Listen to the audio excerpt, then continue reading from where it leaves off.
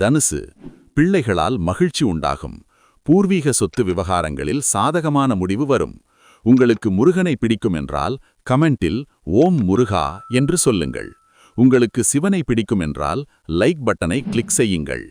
திங்கட்கிழமை மற்றும் கிருத்திகை. இன்று முருகப்பெருமானை வழிபடுவது மிகவும் சிறப்பு. அருகிலுள்ள முருகர் கோயிலுக்குச் சென்று நெய் தீபம் ஏற்றி வழிபடலாம். சிவ வழிபாடு. இன்று மாலை நேரத்தில் சிவபெருமானுக்கு வில்வ இலைகளால் அர்ச்சனை செய்வது மன அமைதியை தரும். தானம்.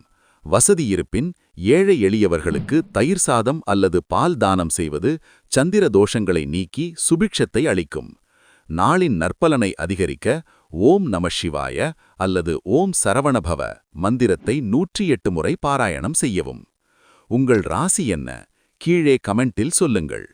இன்று நல்ல செய்தி வரும். நமது சேனலை subscribe and like and follow செய்து கொள்ளவும். இந்த நாள் இனிய நாளாக ஆகட்டும்.